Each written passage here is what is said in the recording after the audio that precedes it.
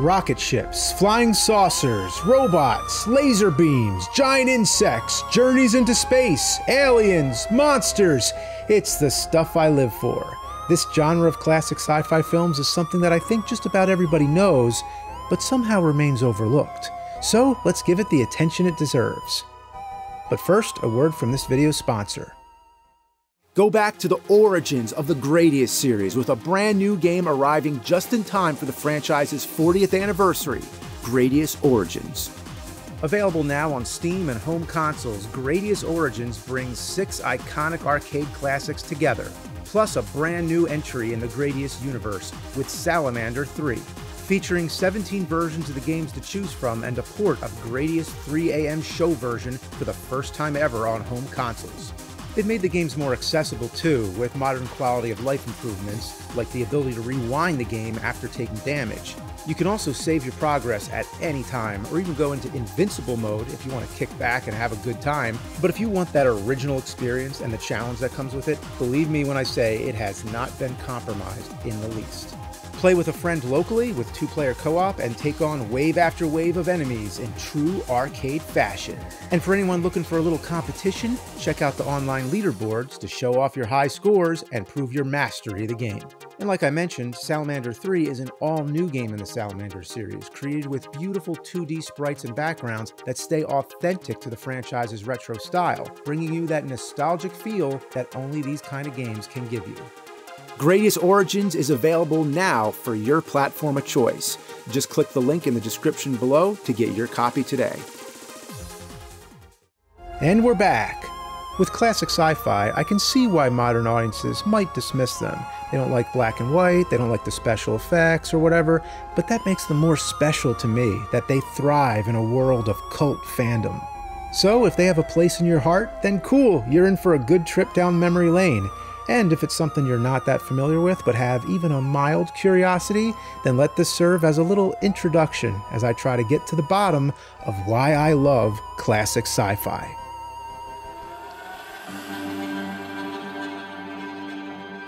When it comes to science, these movies are very outdated. The knowledge of the planets were limited, they try to predict the technology of the future, but get many things wrong. While everything's meant to be speculative fiction, today's audience would find it less convincing. But to me, that's the appeal of watching something more innocent and naive. It's like looking to the future from the perspective of the past. And what could be more interesting and paradoxical than an outdated future? Of course, the term sci-fi is short for science fiction, but to me, there's a distinction. Science fiction is the broader category, while sci-fi, I like to think, refers specifically to the classic period of the 50s and 60s, the cult side of the spectrum. For example, movies I would call sci-fi are Invasion of the Saucermen, The Man from Planet X, and Attack of the Giant Leeches. But movies I would call science fiction are The Matrix, Minority Report, and Interstellar. But that's just my own assessment. After all, the term sci-fi was coined by the original fan, Forey Ackerman. He was nerd number one and spent his life collecting props and memorabilia and shared his love for the genre through his magazine, Famous Monsters. It's his personal tastes for all things campy that I think helps distinguish sci-fi from the whole scope of science fiction.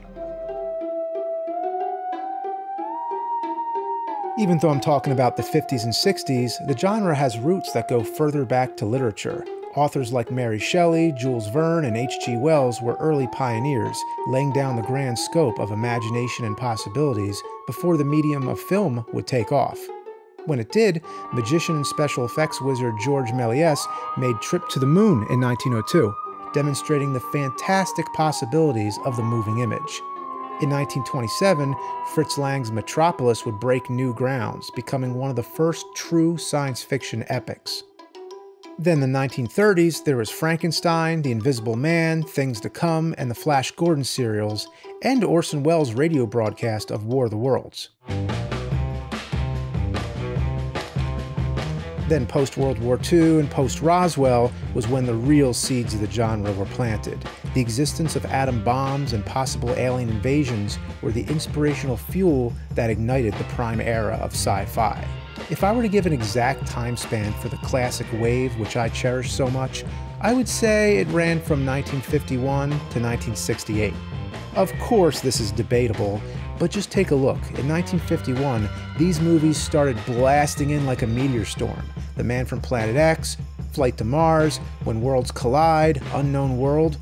But the most memorable that year were The Thing and The Day the Earth Stood Still. So which was technically the first? Which film birthed the genre? Well, The Man from Planet X is a great moody film and might have actually depicted the first stereotypical alien invader. But The Thing defined the era more superbly, even though it hit theater screens slightly after. Every time I watch that scene where the scientists find the ship under the ice and they spread out to determine the shape, it gives me goosebumps. That is the moment I say the golden age of sci-fi was born. The Day the Earth Stood Still came after, but is equally iconic as it depicts the traditional flying saucer in all its mesmerizing glory. Each of these films helped popularize the alien invasion genre, and each had their own flip side. One alien is hostile while the other is friendly. Both are attacked, but you could say The Thing is acting in defense, while Klaatu is trying to save humanity from our own destruction. So in a nutshell, I think it's safe to say 1951 was a monumental year for the genre and kickstarted everything that came after. But when did the classic era end? Which was the final film to cap it off? Well, there's no clear cutoff, and again, it's completely open for debate. So I think the better question is not what's necessarily the last film, but which was the biggest milestone that took the genre in a new direction. I believe the precise date was April 3rd, 1968. I can't think of any other day in history that left such a big mark on science fiction in general. Planet of the Apes and 2001: A Space Odyssey came out that same day in the United States. That's pretty amazing, just to think these two masterpieces shared the cinemas at the same time. I think they belong to the classic era since they have some campy aspects. Planet of the Apes has a bunch of actors running around in ape makeup, while 2001 has a big, weird, flashy laser light show. But they rise above the camp factor. They have thought-provoking hypotheses about where technology and humankind are going, and have endings that will blow your mind in two completely different ways. Like I said, there's no clear cutoff. The campy classics continued with The Green Slime, Destroy All Monsters, and Gamera vs. Giran, but did those change the landscape of science fiction? Probably not. So there you have it, the classic era, in my opinion, 1951 to 1968.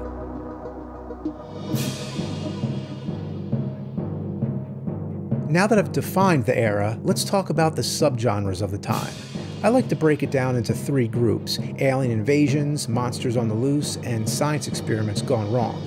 But keep in mind, these groups can overlap. Alien invasions can be split into two types of films. Ones where the action takes place on Earth, where the aliens come to us, and ones where the action takes place in space or on a distant planet. We go to the aliens. In this case, Earth would be the invaders. Examples of the first type would be The Thing, The Day the Earth Stood Still, The Man from Planet X, War of the Worlds, Invaders from Mars, Invasion of the Body Snatchers, Earth vs. the Flying Saucers, Plan 9 from Outer Space, and the list goes on. In all these films, the aliens come to Earth for whatever reason. The second type is more along the lines of This Island Earth, It, The Terror from Beyond Space, First Men in the Moon, and the original Star Trek TV series. In all these situations, the people of Earth either journey to space or are brought into space to meet the aliens. In certain cases, like Forbidden Planet, it might not directly involve aliens, even though all the action takes place away from Earth. In general, I think my favorite alien invader type of film is War of the Worlds, 1953. The visuals and sound effects are very impressive for the time, and I think it holds up well today. As a kid, I actually thought it was pretty scary. If I were to single out one scene, it's when the priest approaches the Martian warship saying a prayer. Deep down, you know that prayer isn't gonna do shit, but you also wouldn't expect them to kill a priest in one of these movies. And adding to the horror, the priest is her uncle. She's watching her uncle being incinerated to a crisp at point-blank range by a power that nobody can understand. Then there's the scene where she's being stalked in the house by the actual Martian, and that's almost like a precursor to modern slashers.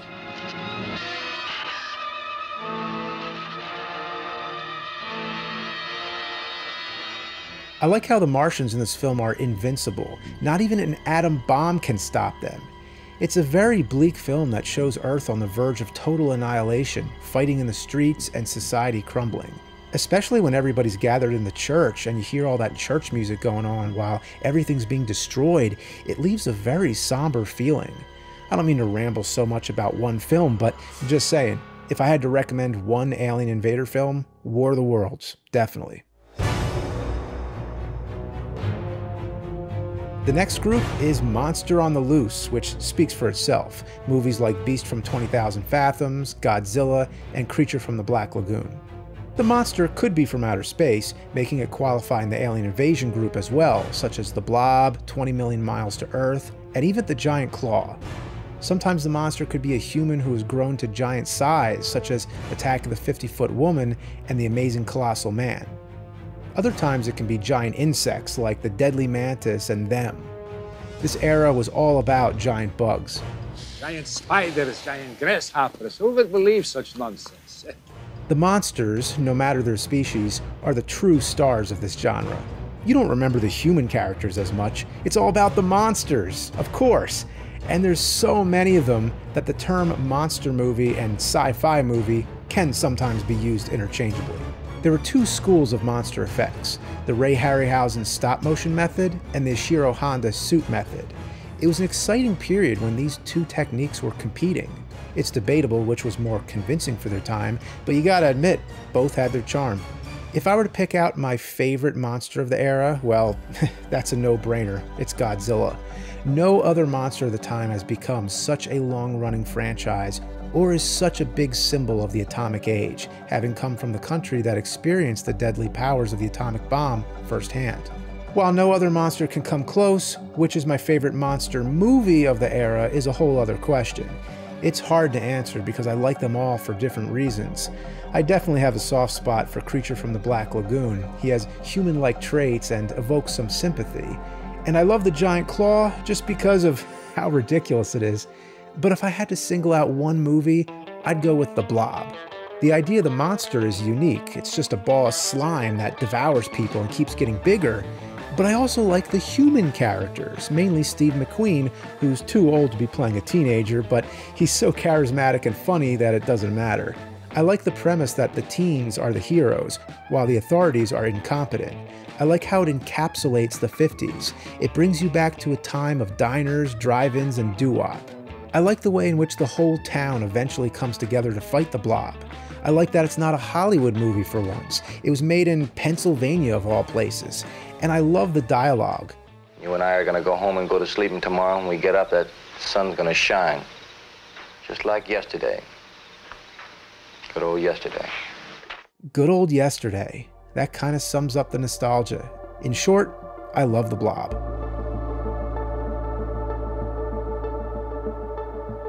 The last group is science experiments gone wrong.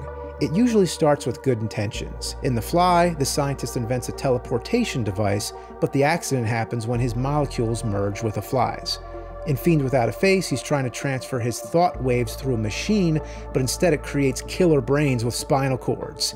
It makes no sense, but who cares? These brains are awesome, and this movie has a shocking amount of gore for the time.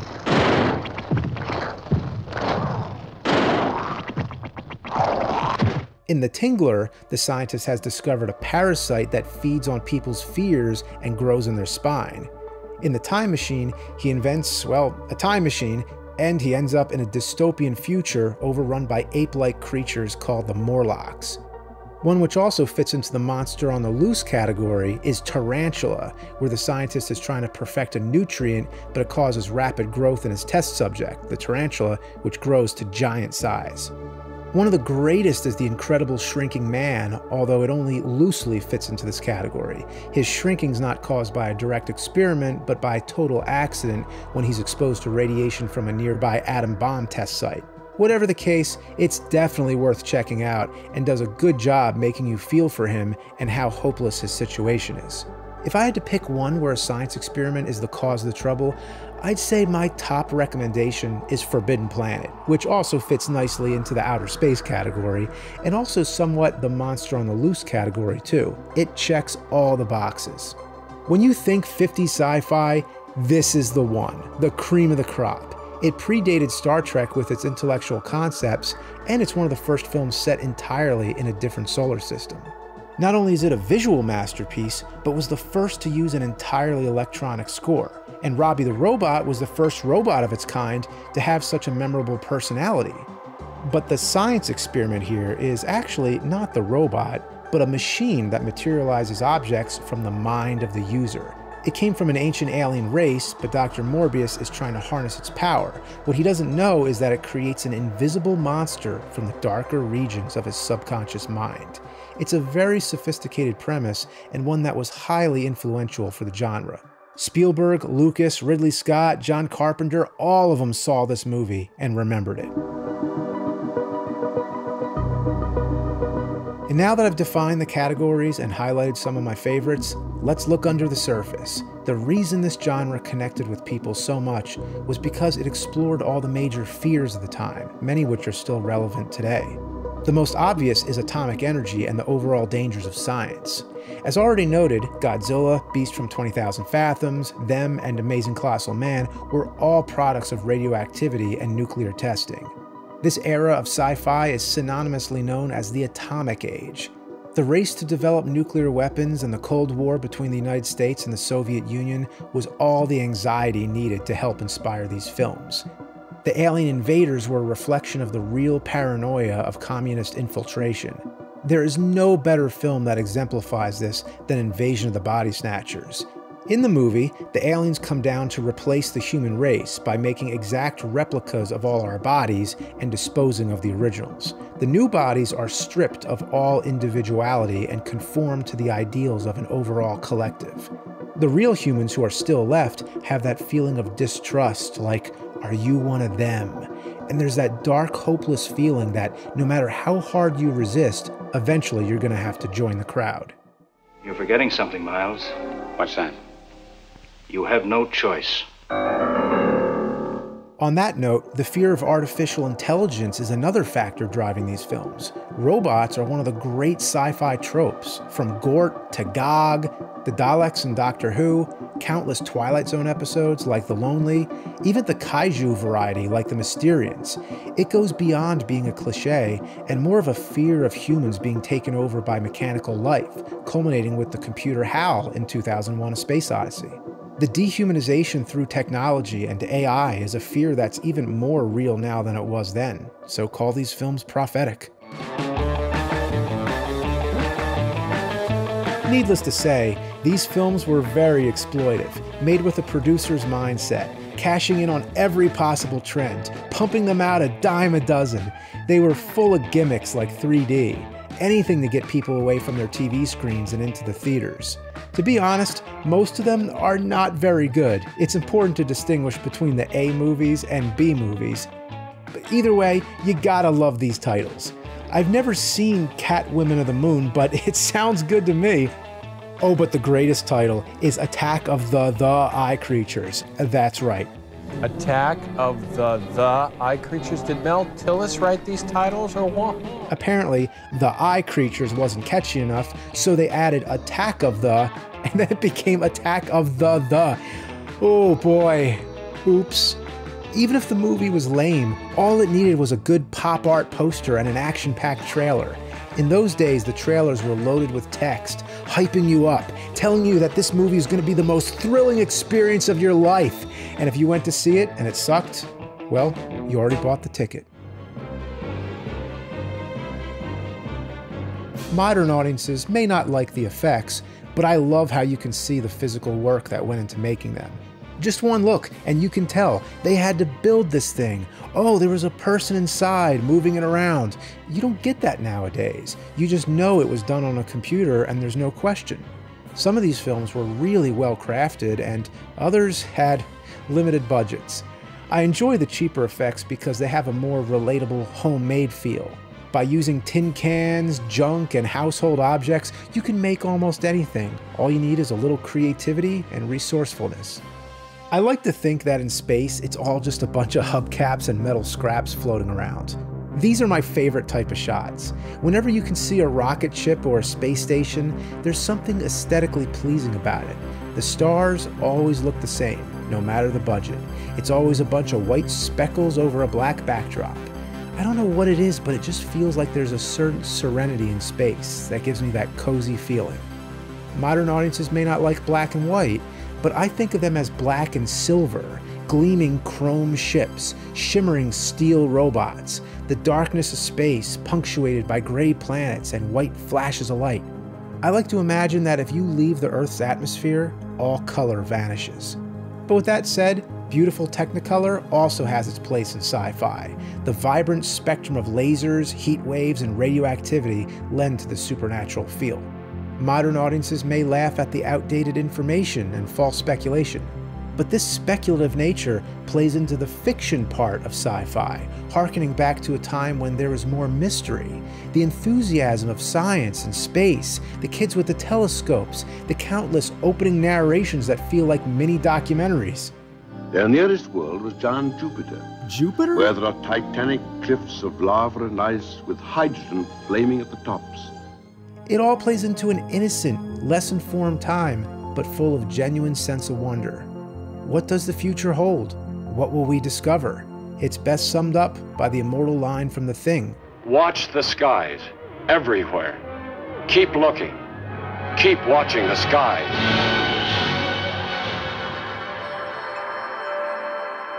But sometimes sci-fi actually predicted the future and influenced today's technology. I can't even count how many of these movies had video calls. The original Star Trek was definitely big on the video calls, and when it comes to future gadgets becoming real, Star Trek had it all. The portable communicators inspired Martin Cooper to invent the first ever handheld mobile phone. Then there's the automatic doors, tablets and smart devices, universal translation programs, medical scanners, and voice-activated computers that you can ask anything. 2001: A Space Odyssey went even further with these ideas, especially with the talking computer and the video calls. It depicted them in a more realistic way that made them seem more tangible, and as the title makes it clear, it was set in a much less distant future. Accurate enough, I'd say. Destination Moon is a great example. From 1950, it slightly predates the classic era as I've defined. There's no aliens or monsters, but it depicts a theoretical voyage to the moon in an impressively realistic way for the time. And of course, the real-life Apollo 11 moon landing happened 19 years later in 1969, which interestingly enough comes right after the tail end of my classic era. So this whole wave is sort of bookended by Destination Moon and the real moon landing as the atomic age transitioned into the space age. Destination Moon not only predicted, but warned of the challenges of space travel, which became very real with the tragedy of Apollo 1 and the crisis of Apollo 13. So while we're still waiting on time machines and teleportation, much of science fiction has become science fact. And while sci-fi influenced real technology, the inspiration it had on filmmakers is overwhelming. Without them, we wouldn't have Star Wars or E.T. Those kids of the classic era like Lucas and Spielberg grew up to give us a new wave of their own. Without the time machine, there'd be no Back to the Future. Without Incredible Shrinking Man, there'd be no Honey, I Shrunk the Kids. Without It, The Terror from Beyond Space, there'd be no Alien. And hey, not to mention, X from Outer Space actually had a creature that bleeds acid, which burns through the floors of the ship. I'm surprised not many people have made the connection to Alien. Even them had a big influence on the sequel, Aliens.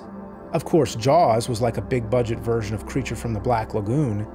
And think about all the great remakes in the 80s, like John Carpenter's The Thing and David Cronenberg's The Fly.